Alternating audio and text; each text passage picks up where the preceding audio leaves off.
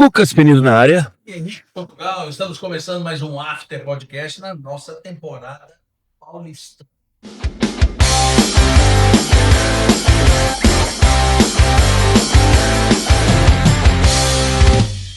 Um lugar delicioso. Onde nós estamos? Pô, cara, mais uma vez, agora acabei de sair do meu quarto na torre 1 e caminhei pra cá na torre 2, enquanto o nosso convidado teve que pegar 1 hora de trânsito. E o nosso convidado é o puro suco de São Paulo. O cara é ícone. Não apareceu o convidado ainda. Então a história é a seguinte: você tá bonito, cabelo, Obrigado, irmão. um óculos maravilhoso. Pô, Isso tudo é em homenagem ao nosso convidado? É. Inclusive, eu não usei esse óculos em episódio nenhum. Exatamente. Só nesse. Exatamente. Falei, vai gostar, porque entende de moda também. Tô falando do meu irmão Cabal. Esse é o cara. Sério? Esse é o cara. Caraca. Que Tudo tá bem? bonitão também, mas ali, estilo Estilo ali é fácil, né? ali é fácil. Cara, a gente tá, só pra quem tá nos assistindo, gravando hoje, 5 episódios, acho que seriam 5 episódios. Então a gente vai tentar, nessa 1 hora maravilhosa, cara, absorver o máximo desse convidado incrível que tem uma história ímpar. Cabal, vamos direto com as duas. Você trabalhava em banco, cara, Aham. não é? Henrique Foi. também chegou a trabalhar em banco, né, Henrique? Para banco. Para banco. Trabalhei muito com banco. Trabalhou muito com banco. Carreguei muita caixa de formulário contínuo, imprimindo relatórios de banco. Que eu era... Na verdade, eu trabalhei em empresa de informática durante muitos anos, antes de falar assim, chega, agora eu vou realizar meu sonho de ser artista.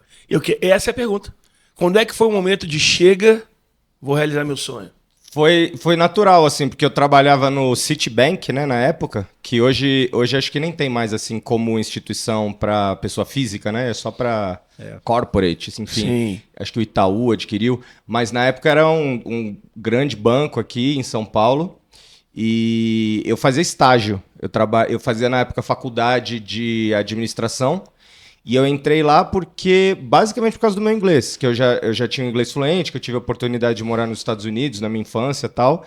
E quando eu fui na entrevista de emprego, eu lembro que era no controle de qualidade, né? Departamento de controle de qualidade. E aí, quando a minha chefe, então, na época lá, ela perguntou se eu falava inglês, ela começou a fazer a entrevista em inglês, ela falou, tá contratado, que a gente precisa de alguém que fale inglês para falar com um escritório lá nos Estados Unidos, que tinha pouca gente que tinha fluência no inglês e tal. E isso eu tinha, acho que por volta de 20 anos, 19 anos, alguma coisa assim. E junto com isso, eu já estava fazendo a música, mas de um jeito muito, assim, como hobby, como uma diversão. Eu não tinha a menor pretensão, assim, de seguir uma carreira musical ou de me tornar um artista, assim, propriamente dito.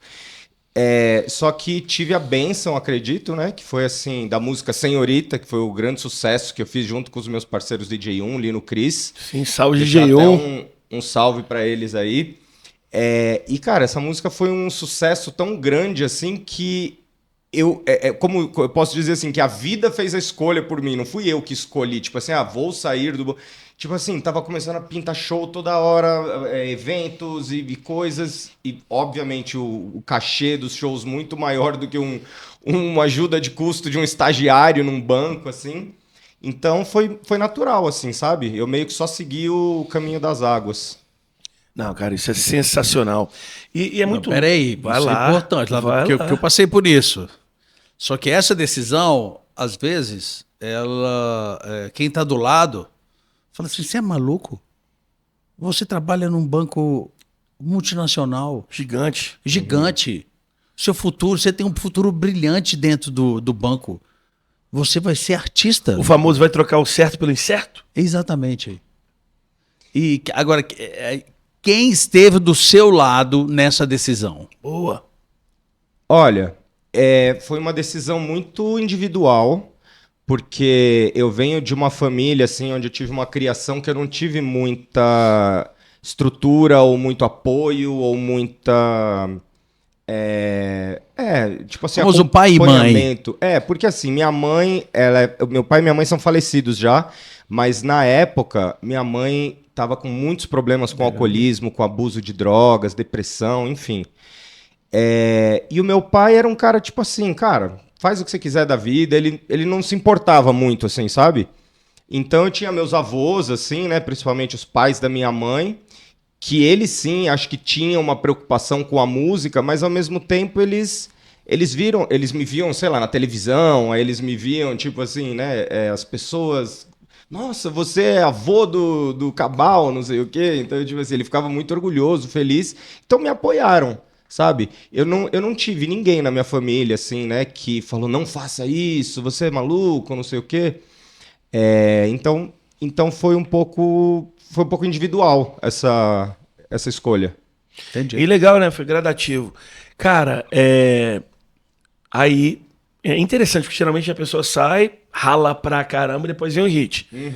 Quando é que você viu que o negócio tinha explodido? Eu já fiz essa pergunta, inclusive, pro Henrique, com Garota Nacional. Já tinha um disco que já tinha vendido milhões. Mas ali foi quando a vovó conhecia, o tio da Padoca conhecia, tipo, fugiu ali, né? O famoso Nevermind, o Smells Like Teen Spirit do Nirvana, né? Que foi uma coisa que o Kurt Cobain não conseguiu segurar a onda, né? Quando ele viu a música sendo tocada em casamento, ele falou, cara, isso aqui eu fiz pra um grupo e tal, né? Quando é que você teve essa cara, bombou? Olha, foi muito rápido, porque eu lembro que quando a gente levou, na época tinha os CDs, né? O CDR, que a gente Sim. queimava o CD e entregava Sim. para os DJs. Eu lembro, assim, que eu comecei a levar na noite, nos clubes, para os DJs, e era basicamente a mesma reação. Eles colocavam o fone, escutavam um pouquinho, olhavam para mim, impressionados, e já dava o play, pegava o microfone, nossa, música nova, lançamento, não sei o quê. Então, naquele momento, eu já vi que... Porque a pista de dança é um termômetro, né? Para quem É a maior. a música. É a maior. Pô, É a vida ou a morte. Exato. Quando você vê ali que o público já está curtindo na primeira audição. E muito rápido ela começou a tocar na rádio. Inclusive, essa é uma história muito legal, porque a gente não tinha gravadora, não tinha empresário, não tinha nada. uau. Só que algum programador, ele tava com um CDR, com um CD, e pôs para tocar ali em algum bloco, né? Se eu não me engano, foi na Jovem Pan, no Rio de Janeiro. Que Olha que legal. loucura, tocou no Rio de Janeiro antes. Primeiro. Tanto é que muita gente achava que eu era carioca nessa época, porque a música começou a tocar lá. Aham. E aí, cara, vocês sabem como é rádio, né? As outras rádios viram, pô, tá tocando lá, não sei o quê, vamos tocar também. Quando foi ver, todas as rádios estavam tocando. E aí foi acho que nesse momento que eu pensei assim, caramba, tipo, eu entrava no carro, ligava o rádio e tava tocando. Aí começou a tocar na Mix, na Transamérica, enfim. Quando foi que você deve lembrar desse momento, a primeira vez que você escutou a sua música no rádio? Foi no Rio de Legal. Janeiro. Foi no Rio de Você Janeiro. estava dentro de um carro? Tava dentro de um táxi amarelo. no Rio de Nossa! Janeiro. Tô vendo a cena. Se eu não me engano, saindo do aeroporto e indo para algum lugar. Mas com certeza foi dentro de um táxi no Rio de Janeiro. E aí? E aí... Isso é inesquecível, né? Inesquecível. Sensação. Você tipo teve aquela assim, será que ou você falou, cara, aumenta aí, pá. É tipo assim, sou eu. Sim, com certeza. E aí, logo depois disso, a gente foi chamado para ir no Faustão. Em quanto tempo? De estourar pra Faustão, Um tudo? mês. Foi muito rápido. Caraca. Foi muito rápido. Porque Peraí. Pirou. Peraí. Sair do zero. Do zero. Em Faustão. um mês, você estava no Faustão? sem empresário, sem investidor, sem gravadora, sem nada. É um case muito louco, cara. Cara, eu nunca ouvi falar disso. Eu também não. É. E o mais engraçado, quando a gente foi no Faustão daquele jeito dele. Ô, louco, tal. E ele falando por cima, né? Ó, É. E eles não têm gravadora, olha aí, gravadoras. Atenção, gravadoras. Ele ficava Genial. falando isso. Que legal isso dele. E logo depois a Universal procurou. Sim. Você chegou a trabalhar com o Rick?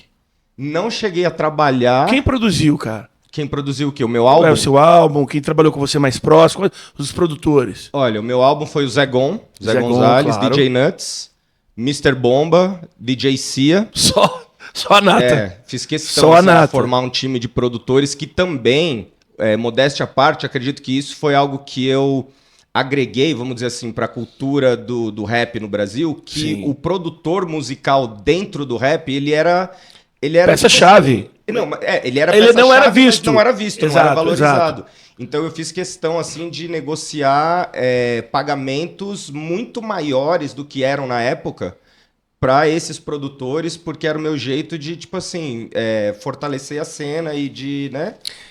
Cara, como diria, corta pra mim. Uma coisa que eu vou falar, porque, infelizmente, no Brasil, quando o cara fala de si próprio, parece que tá, né?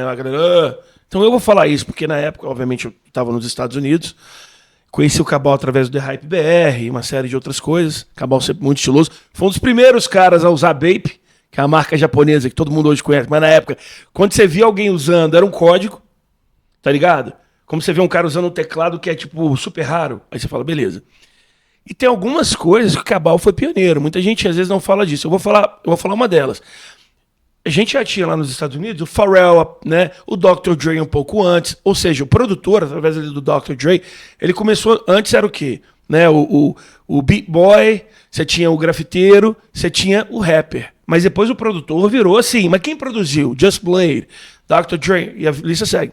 Isso foi uma coisa. E a outra coisa, além da marca, você já montou sua própria história. Chamava 800, tinha um número. Não, Pro Hip Hop? A Pro Hip Hop. Pro Hip Hop, é. Pro Hip Hop. Isso. Achei que tivesse algum número. Não. Mas a Pro Hip Hop, que tinha um logo sensacional. Que era inclusive esse aqui. Tá aí? Começou, Dá pra fechar aí, Jackson, na tatuagem dele? O próprio Jackson, diga de passagem, quase chorou. Jackson, nosso diretor, quando viu o Cabal. Cantei muito essa música. Lembrou da adolescência. Lembrou. Dos bailinhos. Lembrou. Cara, isso teve influência direta de quando você morou nos Estados Unidos? Com certeza. Conte-me mais. É porque é totalmente diferente, assim, né? A cultura, vamos dizer assim, não só a cultura, mas a indústria e todos os detalhes, assim, do jeito que o rap, não vou falar nem do hip hop, né? Que o hip hop é a cultura, que envolve break, grafite e tal, mas falando da música rap mais especificamente, ali nos Estados Unidos, ela rapidamente começou a se tornar algo lucrativo e que fez, vamos dizer assim, uma parceria com as gravadoras, tipo, vamos ganhar dinheiro juntos. Sendo que aqui no Brasil o rap sempre foi uma coisa meio outsider, o primo pobre no meio da música, no sentido assim de aquele cara que fica de fora da festa falando mal de quem tá dentro, ao invés de pensar, pô, como é que eu posso entrar dentro, como é hoje? Né? Se você vê o rap como é hoje, você vê aí o Matuê, o Felipe Ret, o Lema, hoje... todos esses artistas, né? Hoje eles estão inseridos dentro dos festivais, dos cenários. Naquela época era só o Racionais. E mesmo assim o Racionais... Passava altos problemas com relação a esse preconceito, era uma talvez. coisa periférica, isso, né? E eu já tinha essa visão, entre aspas, não sei se é a melhor palavra, mas capitalista do negócio, assim, de entender, obviamente, a importância do rap como um instrumento, uma ferramenta social de resgate, de valorização da vida... Principalmente do jovem pobre, preto. E de crescimento financeiro também, crescimento pô. financeiro Como lá também, fora. Exatamente. Os caras só falam de... Assim, durante muito tempo, os caras só falavam de grana. Você pega ali os 50 Cent, a gente tá falando do 50 antes. Cara, você vê... O cara só fala de grana. Cara, a galera toda de Louisiana, a gente também tá falando, tipo, só... Como é que é o nome? No Limit, Cash No Money. Limit, Cash Money. Quer dizer... Cash Money, o nome da gravadora.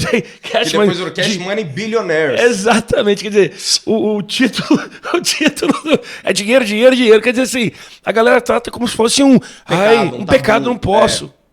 Cash Money é como se a gravadora chamasse assim, dinheiro à vista. Dinheiro grana, né? Dinheiro grana. É dinheiro espécie. Deixa eu fazer uma pergunta aqui. É interessante você falar isso, que eu falo muito, que é o seguinte, a indústria da música hoje em dia é o maior fator de inclusão social que existe no mundo. Porque você cria, principalmente, a inversão da pirâmide de decisão, que hoje a classe CD define muito o que a classe AB consome e tal. E então o cara é de uma comunidade, ele cria a música dele em casa, ele tem um beatmaker que é o vizinho dele, ele cria a sua música, sobe a sua música, a música faz sucesso, você divulga, o cara não sai da comunidade... Aquela coisa do pertencimento, ele não precisa mudar para a Zona Sul, que é uma coisa que acontecia antes e descaracterizava. Agora, isso é uma coisa que... eu estava olhando para você aqui, eu falei... Lembrei do Eminem. Isso eu escutava muito. Me explica, isso eu acho que é importante, assim, porque normalmente quando a gente fala de periferia, você fala muito... quando a gente fala de estratificação social no Brasil, o Brasil é um país onde os pretos, a maioria deles, são pobres. Não é igual aos Estados Unidos, que tem uma parte da sociedade negra americana que tem dinheiro. Extremamente O prolífica. Brasil tem essa característica e tal. Como era o seu trânsito pelo fato de você ser um cara branco, de olho claro, e que ele me lembrou muito o Eminem aqui? Sim, Foi complicado, acho que por 2 motivos. Tanto pela própria cena, vamos dizer assim, de ver em mim um tipo diferente, tipo assim, né? Rolava um estranhamento, né? Tipo, que eu acho que é natural. Tipo assim, até como um invasor, como um cara. O que esse cara tá querendo? Culture vulture, né? Tinha gente que me olhava dessa maneira. Termo, Tem um termo que é muito utilizado e eu até entendo, mas eu acho assim que é lugar de fala. Exato. Eu, se for usar esse termo, eu não tinha o lugar de fala por ser um jovem branco da classe média, né? Eu nunca fui um cara... Eu não sou um cara que veio de uma família super rica, mas, graças a Deus, nunca passei necessidade na vida.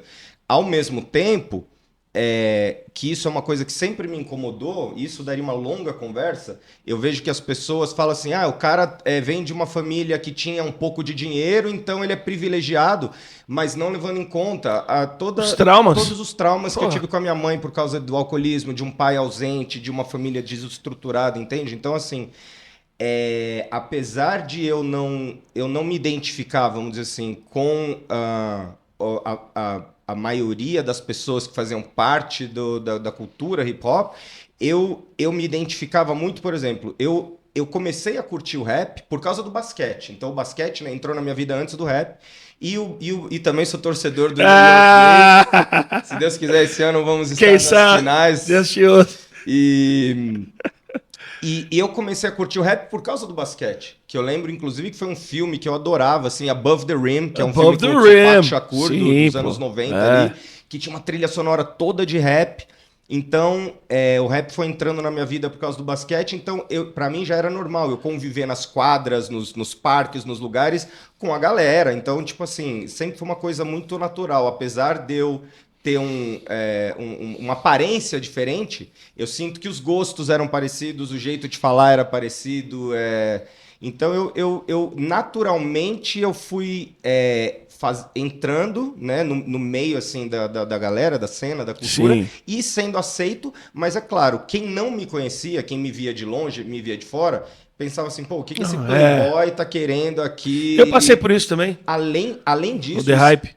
Além disso, o estilo de rap que eu fazia, obviamente, porque a coisa mais, na minha opinião, ridícula seria se eu fosse cantar porque na favela eu faço isso. Não, eu vou cantar da minha realidade. Exato. Que eu sempre enxerguei desse jeito, né?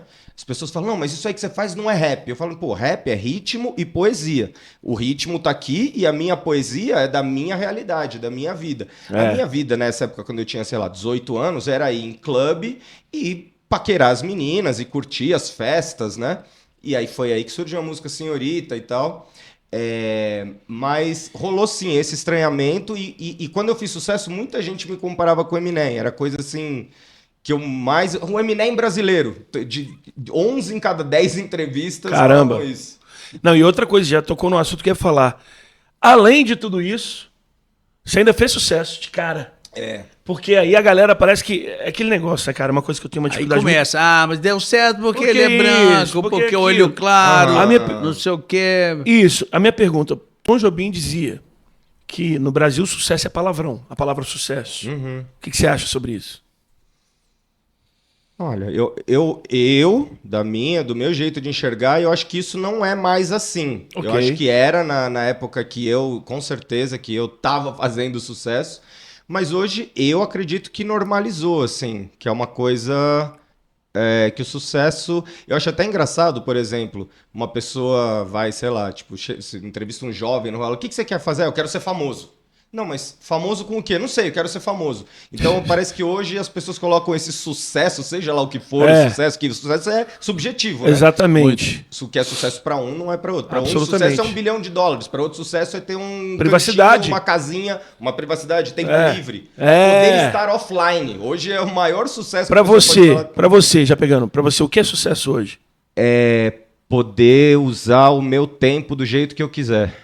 Não precisar comprometer o meu tempo com coisas que eu não quero fazer. Já teve um tempo que isso não era possível? Já. Tipo... Quando eu tinha que, por exemplo, trabalhar num banco, quando eu tinha que, por exemplo... Fazer turnê? Fazer turnê também. Você gostava, cara, de viajar? Como é que era? Porque você é um cara que eu posso dizer que eu conheço bem, cara muito comunicativo, mas um cara mais reservado, Sim. né? Bastante. Então, assim, como é que era? Porque eu conheço um cara que eu não vou falar, que assim, não aguenta ficar 3 dias no mesmo lugar, tá ligado, velho? Então, assim, adora viajar. Sim. Como é que você era, velho? Cara, eu gostava muito, só que aí já adiantando um pouco, eu também Sim. tive problemas com drogas, com bebida, Falaremos disso. com farra, com essa coisa do backstage do show business, vamos dizer assim, Sim. né?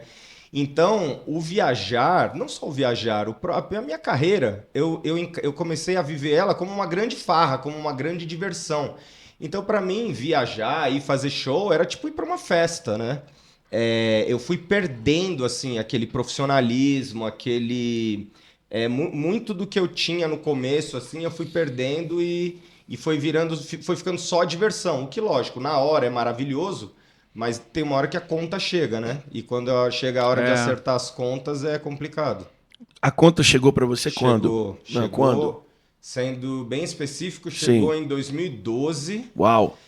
Quando eu desisti da música e eu desisti não só da música, porque assim, eu já tava nessa época de 2010 até 2012, foi uma época que eu comecei a me afundar e me fechar e me isolar. Eu até brinco que eu vivi um isolamento social antes da Covid, assim, que foi uma época que eu Eu lembro, você sumiu. Sim, eu sumi, ninguém conseguia falar comigo e eu sempre fui um cara muito impulsivo e eu já tive muitas brigas e muitos problemas por causa dessa impulsividade, assim, de certa forma uma agressividade.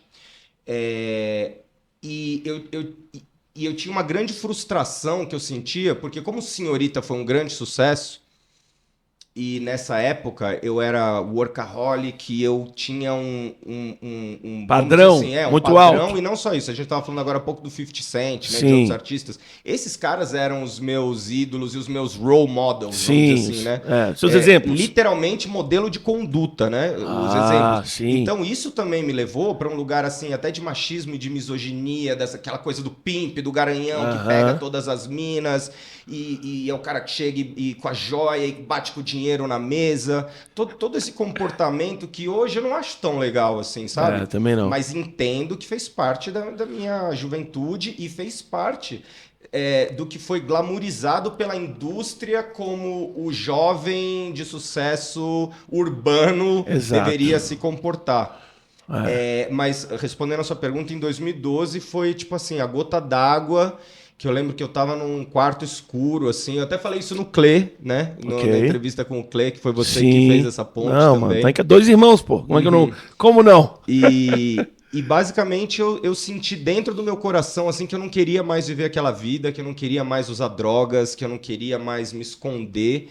E, cara, foi um processo longo, assim, de pelo menos uns 7 anos, que eu acho que só em 2019 que eu consegui voltar pra música de um jeito, assim, possível, né? Tipo assim, que eu consegui... muita terapia, muito autocuidado, assim, foi um processo muito difícil, porque eu cheguei num ponto, assim, eu só não cheguei no ponto de pensar em tirar a minha vida, porque eu acho que eu sempre tive muita fé que por mais que eu estivesse passando por situações, assim, que eu não gostaria de estar passando, eu sempre tive uma fé que aquilo ia passar, que em algum momento, assim, até me emociono de pensar nisso, assim, mas eu perdi a vontade, assim, sabe? De fazer música, de socializar, de fazer as coisas. Então, foi um processo, assim, bem profundo que eu passei nesse período. Deixa eu te falar uma coisa, já que existe... O sucesso, ele é uma coisa que é legal. Mas a gente... Tô falando por questão de vida pública, né? Só que chega numa hora que as pessoas, às vezes, querem que a gente continue fazendo coisas que não são tão interessantes mais para nós. Exato. E aí você costuma ficar preso. É a história do personagem. Posso dar um exemplo? Rodolfo, com o Raimundos. A galera quis crucificar o cara porque ele falou, cara, pra mim já deu isso aqui. E a galera... Sim. E o cara falou, velho, não aguento mais, isso aqui já não é mais minha vida. Isso. Né? Mas vai lá. E esse isolamento que você falou, ele foi o famoso chega, não quero, preciso parar para achar um outro caminho, achar uma outra coisa. Exatamente sobre o que você está falando, eu precisava descobrir o que eu queria de verdade. Eu, o Daniel, né, que é o meu nome. Tipo assim, todo mundo conhecia o Cabal, mas Daniel ninguém... Korn.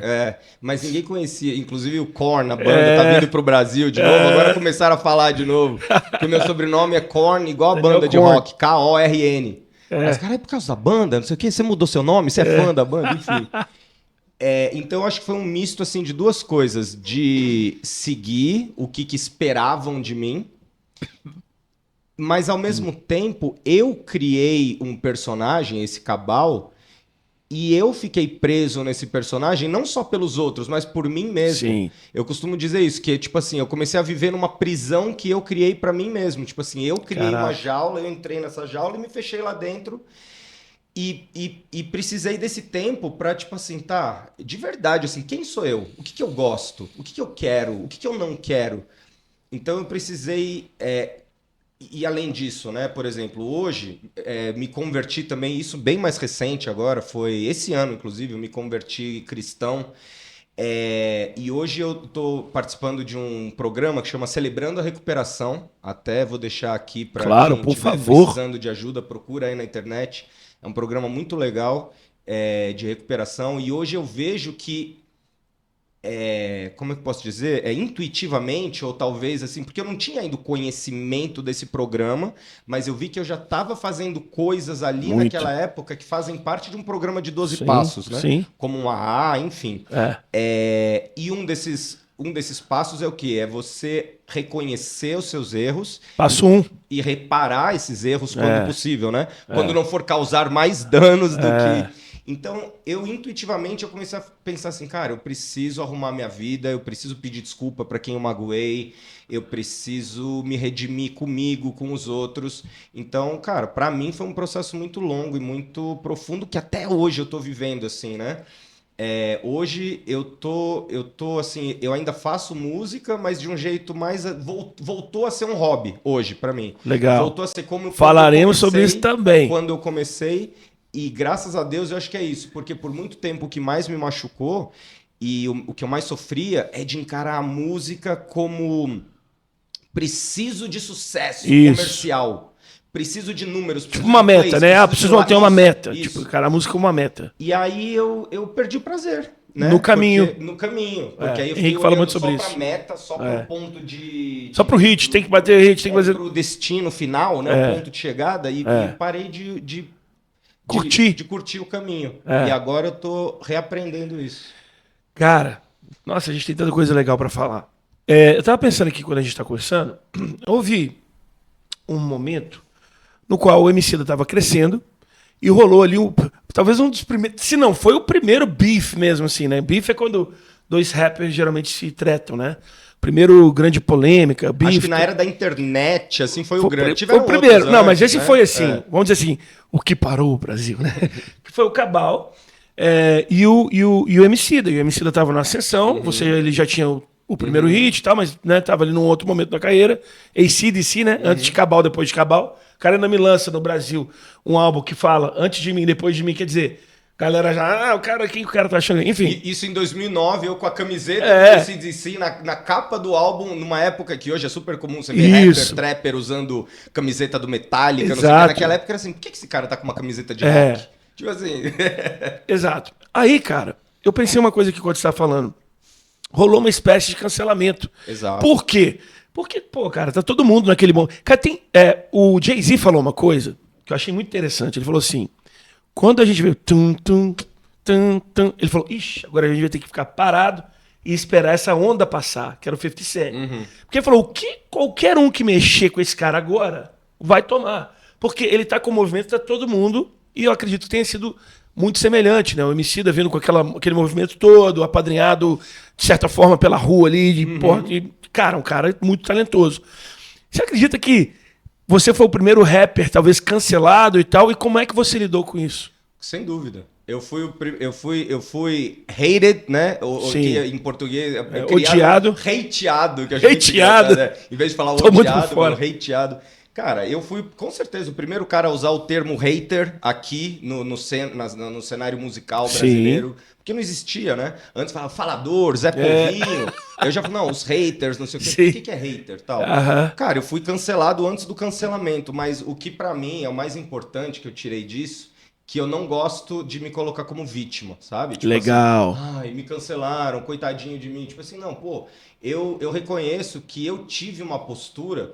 que é até uma coisa que eu ia falar na época, em alguma pergunta que vocês fizeram lá atrás, tal, pô, a galera te estranhou, teve um preconceito, não sei o quê, e eu ia falar, teve esse estranhamento da galera, mas também teve da minha postura, que hoje eu vejo que o jeito que eu cheguei, sim, eu tinha que ter chegado mais, como dizem assim, no sapatinho, no sapatinho, pisando fofinho, né? Eu devia ter levado em consideração, cara, aqui é o Brasil, é um país de terceiro mundo, onde tem favela com como chama, esgoto ao céu aberto, não é tipo assim, que nem os Estados Unidos, né? Tipo assim, aquela... Que mesmo a galera que passa uma situação não é assim. Não é Tem assim. um outro termo que eu já ouvi que é pedindo licença. Por exemplo, eu deveria ter pedido licença para chegar. Só que eu já cheguei de um jeito muito assim, ó... De um jeito muito americano. De um jeito americano. Que a galera lá não pede licença. Exato. É isso que eu tava Inclusive falando. O rap não pede licença. O cara chega e fala assim, peguei. Quando eu disse que o 50 Cent foi o meu role model, o 50 Cent, ele chegou assim, ó, eu vou tomar Nova York... E eu não quero saber de Jay-Z, de Nas, quem que é o rei de Nova York? Ele fez uma música falando mal de todo mundo, a música dele detonando todo mundo. How to rob. Como que eu vou roubar a corrente de não sei quem. Enfim. E aí, cara, eu fui cancelado. Por quê? Porque eu comecei a bater de frente, né? Outro grande erro que eu cometi, eu até brinco, eu acredito que a minha carreira musical é um grande case para novos artistas de não fazerem muito do que eu fiz. Porque muito do que eu fiz é tipo assim, não faz isso, cara. Por exemplo, haters no Twitter ou em redes sociais. Não responda. Não responde. O que eu fazia? Eu ficava batendo boca, ficava o dia inteiro no Twitter, respondendo, brigando. Cara, essa história do Emicida, por exemplo, foi até um lance que foi assim, eu tava fazendo sucesso, não sei o quê, aí ele, acho que no Orkut na época, escreveu alguma coisa falando mal do Dogão, do Rick Bonadio, que o rap não podia se vender, não sei o quê. E eu, na época, eu vi aquilo e falei, pô, que coisa esquisita, né? Tá bom, beleza, é a opinião do cara. Sim. Pouco tempo depois, ele saiu no disco do NX0 com o Rick Bonadio, e eu achei aquilo uma grande hipocrisia. Só que até aí, whatever. É a vida dele. Quem sou eu? Hoje eu entendo. Quem sou eu para ficar? Você pode fazer isso, você não pode fazer isso. Só que naquela época eu era um cara imaturo e eu comecei a falar mal dele publicamente. Pô, porque você falou isso, não sei o quê, não sei o quê. Aí teve um lance que a gente batalhou, né? Teve uma batalha no metrô Santa Cruz. E ali, nas primeiras linhas, cara, eu acho que assim, ficou pintado o estereótipo que aí depois só tomou força. Que na batalha minha com ele, ele fala assim, ele começa falando assim, ó, a sua cara é roubar vaga de favelado na USP. Porque aqui na rima você não vale nem um cuspe. Então, a partir do momento que ele me pinta... a partir do... o cara trouxe a... eu caí pra trás aqui. A partir do momento que o cara me pinta o cara que... Já te rotula. Que já te rotula. Vaga de favelado na USP... Você já perdeu. Você já é o inimigo. Eu já sou o inimigo. Já foi desumanizado. Então, tipo assim... Isso, lógico, com o crescimento dele e do rap dentro dessa... Vamos dizer assim, dessa galera que falava assim, pô, o rap não pode ser pop, o rap não pode isso, o rap é rua. Que agora a galera abriu muito a cabeça. Você escuta o Matuê, você vê vários elementos ali, né? Exato. Mas resumindo, cara, o que eu queria dizer é que eu fui cancelado muito mais pelo meu comportamento prepotente, arrogante, de querer bater de frente, de querer... falar que eu era o cara influenciado por esse modelo norte-americanizado pop, né? Cheguei chegando. Então, isso me ajudou muito, sabe? A não me colocar como uma vítima, porque senão eu acredito que eu ia estar até hoje, tipo assim, eu fui prejudicado, tadinho, eu fui perseguido, eu fui isso, Não, tipo assim, eu errei, eu reconheço meus erros e fico feliz de hoje estar podendo aqui, estar contando essa história, sabe? De hoje ter a maturidade. Porque uma das maravilhas da vida é isso, né? A gente... tem até uma frase que em inglês eu gosto muito, Eu não sei exatamente como é, mas hindsight, always 2020, alguma coisa assim. Né? Que quando você sim. olha pra trás, é 2020, visão perfeita. né? Né? Só que, tipo assim, quando você é jovem, você não pensa muito, então... Mas hoje, cara, eu tiro de tudo isso, assim, sabe? E pra seguir a minha vida de um jeito leve. E acho que esse foi o grande trabalho nesses anos todos. Porque eu me culpava muito. Porra, estraguei minha carreira, acabei com a minha oportunidade, não sei o quê. Só que aí eu comecei a ver... Cara, mas eu nem gosto tanto, assim, da fama. Sim. Eu nem gosto tanto, assim, de estar nos camarins. Eu nem gosto tanto de socializar, de politicar, de fazer networking.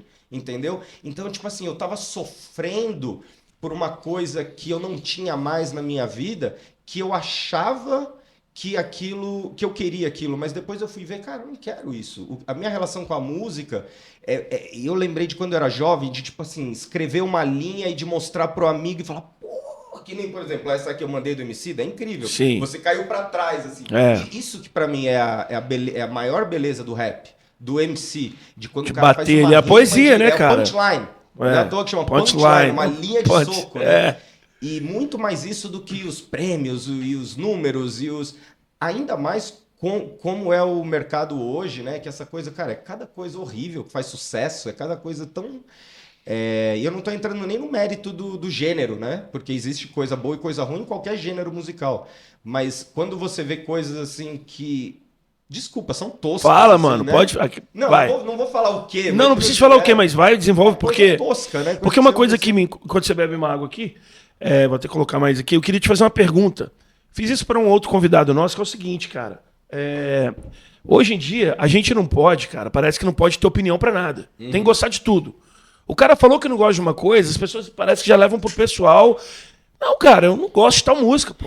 Isso não tem nada a ver. Por exemplo, eu sou um cara que não escuto sertanejo. Ainda fala assim, tipo, não gosto de tal música. Então você é você direita. Você é isso e aquilo. Não, por exemplo, eu vou dar um exemplo. Tá muito chato hoje. Tá chato. Eu não gosto, cara. Eu não escuto música sertaneja que tenha menos de, sei lá, 40, 50 anos, sei lá. Entendeu? Eu gosto de música de viola, aquelas palavras sensacional, mas não é minha praia. Porém, as entrevistas mais legais são dos caras sertanejos. Aquele Piunte, que, pô, cara, é um podcast muito bom. Muito bom. Cara, eu adoro. E eu assisto as entrevistas do cara com essa galera sertaneja, gente que eu nem conheço. Porque o cara entrevista bem, o papo é legal. Então, assim, parece que hoje não pode ter opinião pra nada. Falar que, pô, não gosto que as músicas estão meio toscas, porque isso também tem a ver. Você falou da facilidade de se produzir algo, mas vem a pulverização. Com a quantidade... A tendência que a quali vai aí. E não é só a música, né? Você vê os Tudo. nossos influencers, né? Tipo assim, as pessoas que fazem sucesso hoje, sei lá, como influenciador. Lógico, tem pessoas legais, mas no meio tem muita gente que tá desinfluenciando, se é que existe. Ou mal influenciando. Demais. Mal influenciando, entendeu? E não só isso que você falou, né? Quando você fala que você não gosta de alguma coisa, as pessoas... Às vezes, se você fala que você gosta de alguma coisa, por exemplo, fala assim, eu gosto de vermelho. Mas por que você não gosta de azul? Exato. Não, eu não falei que eu não gosto de azul, eu só falei que eu gosto de Já querer rotular. Então, cara, eu até... Inclusive ontem eu vi o Femedeiros, nosso amigo, né? Sim. Ele postou um lance que Parceiraço. até viralizou essa semana, do Abel Braga, que ele falou, eu não quero Da camisa rosa. usando rosa. E eu era um cara que eu sempre usei rosa. Nós dois. Nós dois, eu até brinquei. Cameron, que é um dos caras que a gente mais gosta. Sim. Foto icônica dele é com o celular, né? Cara, mas eu posso falar uma coisa? Eu até não sei com quem que eu estava conversando sobre essa história do Abel, que hoje é técnico do Internacional. Isso. É muito interessante, porque aí ele está sendo processado por uma associação lógico, né? LGBT, que ia mais e tal. E aí tem uma coisa interessante, você fala assim, a história do... Eu acho que ele usou o termo viado. Sim. Coisa de viado, né? É coisa de viado. viado. Rosa, coisa de viado. Aí eu fiquei pensando... falei, qual palavra ele usaria no lugar de viado? Porque quando a gente fala que... Ok, tinha essa relação, existia a cultura de depreciar, né? E utilizava-se a palavra viado. Falei, qual a palavra que ele poderia usar? Pô, cambada de molenga. Poderia ser. Algum molenga no mundo, nesse Brasil, enche o saco do cara, pô. Então assim... É muito difícil hoje. Meu irmão, hoje... A liberdade de expressão e ficou um negócio muito Meu diferente, né? Hoje tem que ter. Parece que, graças a Deus, está mudando, porque uma hora enche o saco. Mas tem que ter carteirinha de vítima, parece. Eu só falo isso, tenho falado cada vez mais para incentivar. Ontem a gente conversou com a Bárbara Torres, mulher sensacional. E o marido dela perdeu as 2 pernas no acidente, cara. Uau. E eu uso prótese, cara. Eu uso prótese ocular. Cara, eu sou o cara que adoro ver piada de cegueta, tá ligado? Tipo assim, pô, eu tenho uma dificuldade com a como é que chama? Com a profundidade. A piada do preço de um olho. Ah, então já tá resolvido. Aí, ó, tá gravado, né? Tá gravado, velho, ó. Aqui, vou te para aqueles, né? Tá ligado, velho? Pô, sincero, eu acho que o ápice da história é não levar o pessoal irrite-se mesmo. Mas, lógico que existe um limite e outra. As pessoas, eu acho que entrou nesse limite. Agora, essas pessoas que processam por qualquer coisa, elas acabam tirando o poder do cara que realmente vai processar por uma coisa séria. Tá ligado, velho? Mas como que eu leio essa situação? Eu entendo assim. Outra coisa que eu venho aprendendo muito é a aceitação das coisas como elas são e do mundo como ele é e das pessoas como elas são. Eu não quero que as pessoas sejam mais do jeito que eu quero e que o mundo seja do jeito que eu quero. Eu aceito o mundo como ele é, as pessoas. Então, qual é a realidade? A gente vive num mundo hoje onde as pessoas são chatas, são egoístas com tudo. Então, nesse caso especificamente, eu acho que o Abel deveria ter o direito de dar essa opinião dele, assim como tem gente que pode se incomodar e gente não se incomodar. Eu, particularmente, não vejo isso um motivo para processar, mas entendo que é problemático, sim, de certa forma, associar uma cor com... Né? Tipo assim... Nada a ver, eu adoro rosa, porra. Não sei se é problemática a palavra, mas acho que é uma coisa antiquada esse pensamento. Não, nada a ver, nada a ver. O homem não usa rosa, tipo assim... Mas eu entendo que é um senhor de 70 Outros anos... tempos. Eu discordo dele 100%, mas assim, ao mesmo tempo, entendo. Porra. Entendeu? Mas claro. É porque, na verdade, a gente tá bom. Você da música, eu da música. Um dos papéis da música era exatamente questionar valores da sociedade. Sim. E hoje a gente vê cada vez mais... Pisando em ovos a sociedade. A música tá pisando em ovos. Nunca teria um Eminem, nunca teria um rapper, nunca teria um 50, nunca teria NWA. Durante os anos 50, quem questionava a sociedade era o jazz. Aí o jazz perdeu isso pro rock. E o rock perdeu isso pro rap e pro hip hop. Fato. E hoje a gente tá com muito pouca gente questionando a sociedade na música, exatamente por questão assim, não quero ser cancelado. Perfeito. Como é que você enxerga isso? Então, ótimo sua pergunta, porque liga com o que eu ia falar do Fê Medeiros. Porque quando ele começou a falar, ele fez um reel, né? E falando assim, por que vocês isso, vocês aquilo? Pô, irmão, você é inteligente, você tá entendendo. E eu até respondi pra ele, falei assim, Fê, a maioria das pessoas não é inteligente e fazem questão de não entender. Sim. Irmão, foca no basquete que é melhor pra você. Minha humilde sugestão. Sim. Aí ele respondeu do jeito que eu entendo. Então ele falou, pô, mas eu não posso me calar justamente por isso. Porque se eu...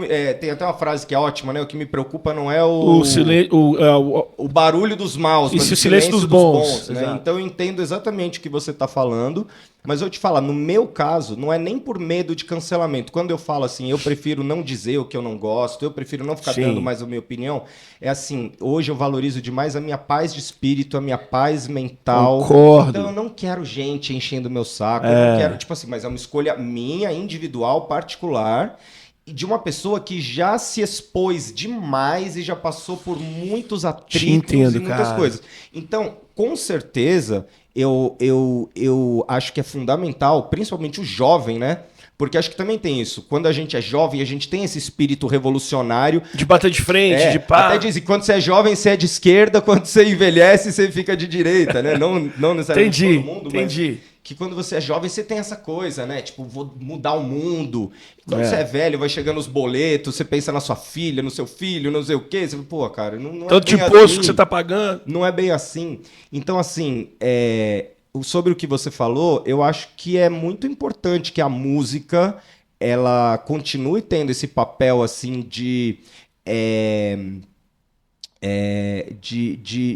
ser a voz de quem não tem voz, de falar o que precisa ser falado independente se vai ser cancelado ou não, né? Aí entra numa coisa que é muito delicada hoje, que é o discurso da liberdade de expressão. Sim. Até onde você tem o direito de falar, porque uma coisa é, tá, você tem o direito de falar o que você quiser? Tem. Mas e quando você tá ofendendo, tá? Mas onde que é esse limite? Mas aí processa, né? mano. É. Mete processo. Isso. Acaba resolvendo na justiça. Eu acho o seguinte, eu acho chato, mas eu acho também que a ONG tem o direito de falar processo. Entendeu o que eu tô falando? Tipo, Sim. eu acho chato. Eu acho que, pô, sei lá, mas eu acho que o cara teve o direito de falar e alguém tem o direito de se sentir ofendido. Com Tudo certeza. bem, vai lá e processa. O que eu acho que não pode é, deixa eu te impedir de falar o que você quer. Aí, eu acho que é um direito que a gente tem. Mas eu quero já avançar aqui, cara, porque o tempo, infelizmente, né, por mim eu ficava 5 horas. Cara, a gente falou, né, você falou dessas decisões talvez equivocadas. A gente fala, eu cometi esse equívoco. Acredito que talvez você também. Não, acredito que você sim, porque você acabou de falar. Existia uma glamorização das gerações anteriores, por exemplo, com droga, até mesmo com a ostentação, que hoje eu vejo um pouco menos. Ainda existe, claro. Mas eu vejo que hoje tem gente que fala, não, cara, não quero usar uma corrente X, ou não quero ficar aparecendo com um carro tal, eu quero aparecer mais pela minha música mesmo, e tipo, eu não preciso provar nada pra ninguém nesse sentido. Eu fui um cara, né, que obviamente e infelizmente usei substâncias que eu não gostaria, que eu acho que talvez é o maior erro que eu cometi, de falar assim, cara, se eu pudesse voltar, tem gente que fala, não gostaria de voltar em nada da minha vida, eu gostaria. Se eu não pudesse falar assim, cara, não mexe com isso, cara, não é bom. Você acha que isso veio também de uma influência dessa glamorização? Com certeza, com certeza. Sobre o que você falou agora, com certeza eu também, se eu pudesse voltar, né? Eu acho que a pessoa tem que ser burra pra falar, se eu pudesse voltar, eu não mudaria nada. Faria tudo igual. Não, mas como a gente não pode, aí que eu Exato. acho que entra a importância da aceitação. Exato. Porque senão você vira refém do passado. Sim. E você começa a achar que os seus erros ou os seus hábitos antigos te definem, e não é Exato. verdade, né? Então, assim, graças a Deus consegui me libertar. Graças a Deus. Mas sem dúvida, pô. Me ajudou muito, depois nós vamos falar disso. Sim. E você também me ajudou muito. Tenho muita gratidão por você. Mas, por exemplo, Scarface era o meu ídolo. Pô. Exato. Aquela cena no fim do filme que ele tá lá com a cara enfiada na mesa e ele pega a metralhadora e sai arrebentando todo mundo. Fala, pô, é isso, cara, é isso. Eu vou bater de frente com todo mundo. E quando você viu os nossos ídolos também, entre aspas, Mike Tyson, os empresários legais, Era essa os coisa rockstars, selvagem. todos os rockstars eram tipo, pô, sexo, drogas e rock and roll. Exato. Né? Perdão. Imagina. Enfim, então assim, vai lá. Você acha que Não, você... eu com certeza, teve muita glamorização e acho que naquela época faltava um olhar que a sociedade mesmo tem hoje, né? De um outro jeito. Por exemplo, eu fumava cigarro, né? Eu parei de fumar, vamos fazer 2 anos. Obrigado. Sensacional, mano. Era a coisa mais normal. Em todo lugar, cigarro. Era inclusão social, fator de inclusão social. E hoje você já é difícil você achar. E era glamuroso também. Filmes, glamuroso, cigarro. exato. O companheiro, cigarro. Tem uma coisa patrocinava maluca disso, que é o seguinte, todo filme festivais. e muita novela tinha garrafa de uísque no escritório. E o cara chegava em casa Também. e fazia o quê? No estresse. Primeira coisa, eu ia falar com a mulher, Também. ia no barzinho, abria, no barzinho da casa dele. Não, por que eu tô falando? Essas mudanças culturais de valores, até eu acho que essa coisa do limite hoje está muito difícil de conversar e tal, são momentos da sociedade. Né? Exato. Ok, a gente está num momento muito chato, as pessoas já falaram, tá chato. Vai mudar? Vai mudar, que a gente precisa de um pouco mais de compreensão. Acho que todo mundo está começando a chegar a essa conclusão. Onde é que você enxerga? Uma coisa que eu gosto muito, assim, a gente fala muito de passado, né? É legal você valorizar o passado, mas a gente precisa olhar para frente. Sim. O que todos esses questionamentos, você está falando que você se libertou de vários deles? Como é que você, se você fosse começar hoje, o que você... Com todo esse... Porque é a história da vida. Claro. Sim. Hoje a gente tem muito mais experiência do que quando a gente começou. Né, o que você falaria para você Olha. com 18 anos? Ótima pergunta. A gente tem essa mania aqui, quando um cara arrebenta aqui na pergunta, a gente dá um soquinho. Mereceu um soquinho. Boa. Olha, eu diria pra não fazer música como algo profissional. Sério? Ainda mais hoje, porque olha, eu não sei vocês, né? Mas eu enxergo com preocupação o futuro da música, porque eu tô vendo a música se tornando cada vez mais um coadjuvante de conteúdos de vídeo do que um protagonista. No sentido assim, que a música vira mais a trilha sonora de um reel, que vira mais uma trilha de um conteúdo. Eu falo que Falo a isso música toda virou hora. ferramenta. Isso. Ela não é o principal mais. Não, o protagonista. Ele não é o protagonista, Eu não duvido que em X anos, em breve, porque assim, a gente não pode esquecer que tem crianças nascendo agora, em 2025, que em 2040 vão ter 15 anos, vão ser os Sim. adolescentes. Cara, eu não duvido que esses adolescentes vão ser fãs de artistas de inteligência artificial, Certeza. de artistas que não são humanos e talvez possam ser os novos ídolos do futuro, né? Claro que eu não estou afirmando, mas eu vejo com preocupação a música, mas eu acho que eu acho que o principal conselho que eu daria seria não busque aprovação dos outros. Boa. E mantenha, estude e busque a sua inteligência emocional, maturidade emocional. Por exemplo, tenho estudado, tenho lido assim, estoicismo, né? Que é esse lance assim, da mente imperturbável, né? Marco Aurélio. Sabe? Tipo assim, cara, eu li uma frase do Marco Aurélio esses dias que assim, a felicidade da sua vida está diretamente ligada com a qualidade dos seus pensamentos. Absolutamente. Então, tipo assim, eu nunca aprendi isso. Eu nunca tive uma pessoa que me falou isso. Olha, você pode cuidar dos seus pensamentos. Você não precisa ficar deixando um pensamento intrusivo ficar o dia inteiro na sua cabeça. Existem ferramentas de meditação, de técnica, de respiração, de oração. Existem várias ferramentas para você buscar mudar o seu pensamento. Porque o que você pensa é o que você sente, o que você vai fazer. É o que você fala, o que você fala é o que você faz, e o que você faz vira um hábito. Então, Molda o caráter, depois o destino. Exato. Né? Então, eu acho que eu daria essas dicas. Não use drogas. Não use drogas. E profissionalmente, cara, eu acho que o futuro são trabalhos manuais. Assim, ou é a pessoa que vai criar os prompts da inteligência artificial, ou tipo, cara, trabalhos manuais, assim, que... Pedreiro, encanador. Quem falou isso foi o dono da... Não, eu vi. NVIDIA. NVIDIA. Tem as placas. Ele falou que os próximos milionários serão pedreiros, encanadores, marceneiros. Porque, por exemplo, minha filha tem 16 anos, né? Ela se forma ano que vem, vai pro último ano do ensino médio. E eu venho conversando com ela pergunta a minha opinião, assim, ai pai, que curso que você acha legal, não sei o quê. E eu fico até com receio de falar, porque eu penso, cara, tipo assim, como será que essa área vai estar daqui a 5 anos. 4, 5 anos, que é o tempo de uma faculdade, né? Então é muito delicado isso, assim. Mas a música me preocupa. O futuro da música. Legal. No sentido artístico e, qual é a palavra? Questionador mesmo, sabe?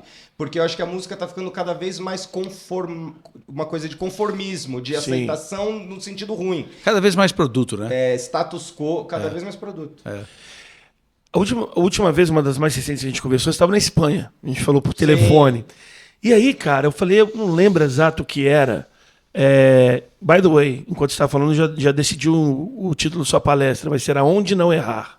Cabal, Aonde Não Errar. Falaremos disso depois. Mas aqui, não façam o que eu fiz. Não, nem tudo. Você Nem fez tudo, muita coisa legal. claro, você vai falar pro cara não fazer um hit? Claro. Sim, faça um hit. Não façam o que eu fiz, nem tudo. Mas aí, cara, eu lembro que a gente conversou e eu falei alguma coisa de música, não lembro necessariamente o que era. E você falou assim, Lucas, eu não tô muito mais ligado nisso, tô fazendo isso como um hobby. E eu falei, você tá fazendo o quê? E aí você me falou algumas coisas. Você tá fazendo o que hoje, assim? Tipo, em que você investe o seu tempo do ponto de vista profissional?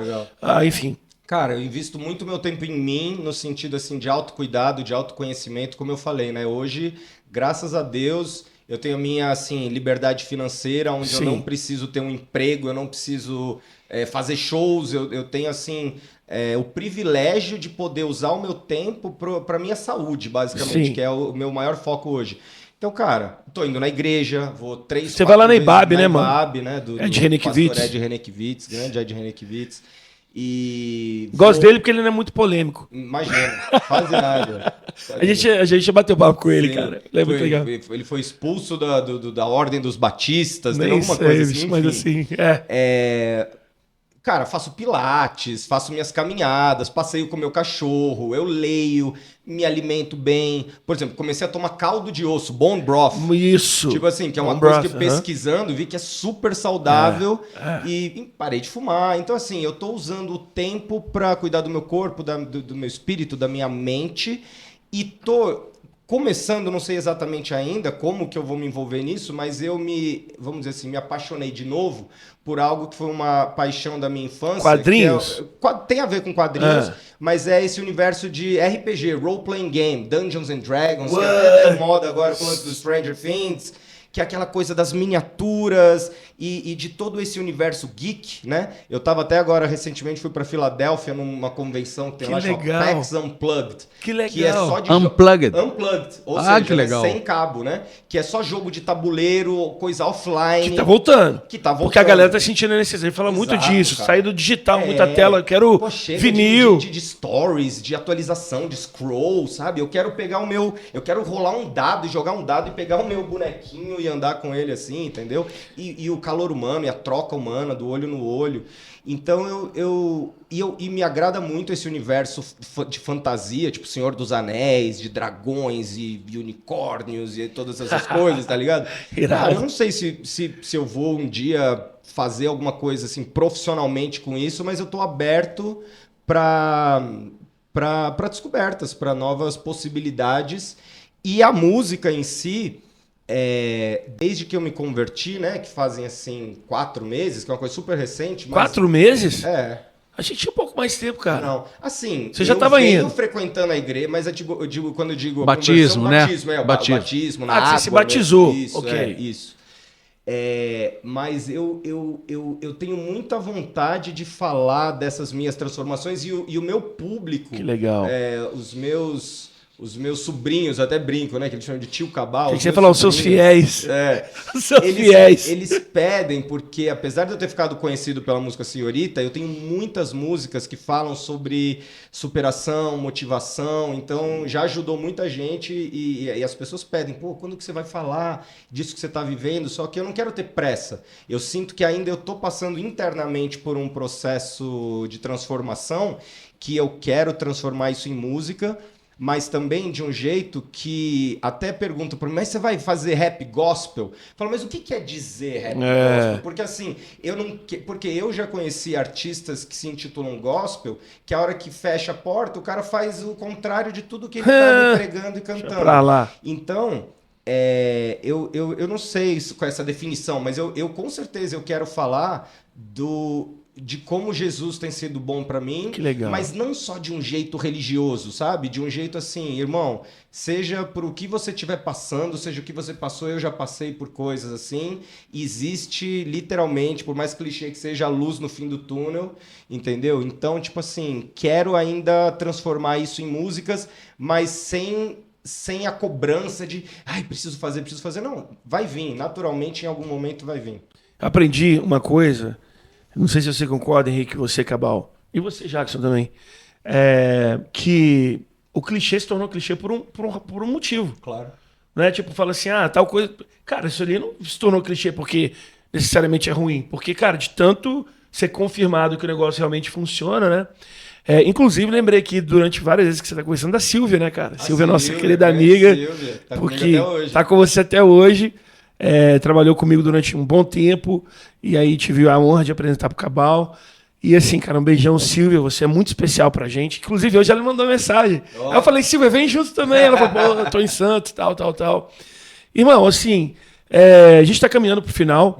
Hoje, já tô quase sem voz, eu acho que já tô no 9º ou 10º episódio em 2, 3 dias. Na nossa temporada, mais uma vez, aonde? Fala aí, Henrique. Temporada aqui no Mercury Times Square, em Moema, São Paulo. Muito obrigado pela parceria. Sensacional. Instalações aqui, o estúdio, inaugurando o estúdio. Maravilhoso. Se inscreva, curta, mas eu quero dizer uma coisa clara e até falei, cara, eu quero falar disso para você olhando no seu olho. E é muito legal ter o Henrique também. vou tentar não me emocionar, mas você foi um cara que me ajudou muito em momentos muito delicados, cara. Ixi, já chorou. Não, chorei ainda não, você não viram lágrimas? Segura. Já chorou. Para, não chorei ainda. Eu mesmo já chorei em alguns episódios aqui. Não. Cara, você foi um cara que em momentos muito difíceis, cara, aquele momento que você precisa de ter uma ligação, precisa de ter uma pessoa que fique com você, de falar assim, cara, não, enquanto houver sol, vai mais um dia, vai, cara. Pá. Você tava ali pra mim, eu falei, um dia ainda vou falar isso olhando pro Cabal no olho. E, mais legal ainda, com outro cara que também fez esse papel. Também, pra mim, não chorei ainda. Não chorei. Não chorei. É isso. E é isso, cara. Eu queria te falar isso oficialmente, na frente aqui da galera. Que muita gente veja isso. Esse é um cara belíssima história de vida. Não, cara, eu vou falar uma coisa aqui. Esse cara aqui, eu sempre falo, cara, que caráter é o que o cara é, longe dos holofotes, né? No escuro, né? E, cara, esse cara aqui é um cara 10. Quem gosta dele, pô, quando conhece ele pessoalmente, somente esse novo Cabal, né? Porque eu acho que assim, a pessoa que fala assim, pô, outro dia eu vi concluindo aqui, outro dia eu vi o Dame Dash, né? Que a gente curtiu muito e tal, tá passando por um momento meio estranho. E ele vira e fala pro Charlamagne the God, num programa que tem lá nos Estados Unidos. Não, porque o Jay-Z, eu conheço o Jay-Z. O Charlamagne falou pra ele assim, não. Você conhecia o Jay-Z. Porque os caras já não se falam há, sei lá, 20 anos. Então, assim, talvez quem conheceu o Cabal de 10 anos não conhece mais o Cabal. Conheceu o Cabal de 5 anos. Eu falo isso muito sobre mim também. A ideia é da gente estar sempre em evolução, né, cara? Certeza. O Henrique até brincou no início do programa, tá bonitinho, cabelinho na régua, tal. E, cara, a gente vai... A ideia é essa, né, cara? De ir evoluindo, né? Mas eu queria te agradecer do fundo de coração e que isso ficasse registrado, irmão. Obrigado. E acho que essa é a grande bênção que a gente pode servir, ajudar, né? Tipo assim, quando a gente sai do eu e a gente olha pro outro, assim, né? Pode ter certeza que eu fiz não foi só por você, não. Foi porque para mim fazia sentido também. E eu tenho certeza que assim como você faz para outras pessoas, né? Porque a gente está aqui para isso. A gente está aqui para ser feliz e compartilhar e também ajudar os outros que cada um tá na sua busca pela felicidade aí, pelas suas bênçãos. É isso aí. Sabe que eu tô chateado, sabe por quê? Eu vi aqueles caras chorando em programa, eu falei, mano, sai fora. Aí, eu falo que o meu trabalho é ser publicitário, o meu hobby é pagar a língua, tá ligado? Tipo assim. Então, nessa vibe maravilhosa, fala aí. Bora pro after. Bora pro after, God bless.